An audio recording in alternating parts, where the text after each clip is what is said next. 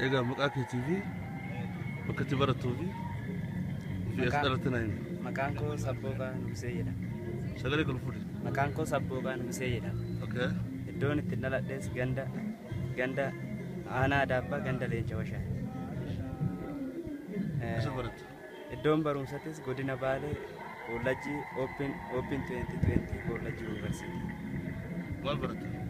Accounting, Department of Accounting. Waggaa meeqa fakkaate moo? Waggaa tokkoffaa. Waggaa tokko fakkaate. Koolleejjiin kuni garaagarummaan koolleejjii biraatiin qabu maali? Maal jettee yaadda? Koolleejjiin kun garaagarummaa koolleejjii biraatiin qabu.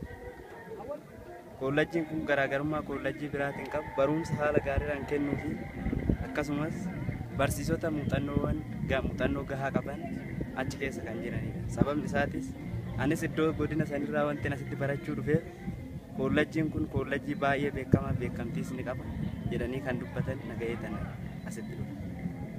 Gaaffiirraa baay'eedhaan Profeesar Muddiiniin akkam ilaaltan? Profeesar Muddiin ani akkan itti ilaalu baay'ee nama gaariidha, nama cimaadha, nama lammii ofiitiif yaadu osoo kan akka isaa 20 lammii Itoophiyaa keessa jiraate lammiin Itoophiyaa hin guddatti hiyyummaa jalaa ni baati jedhee kana yaade akka sammuu. Galatoomi.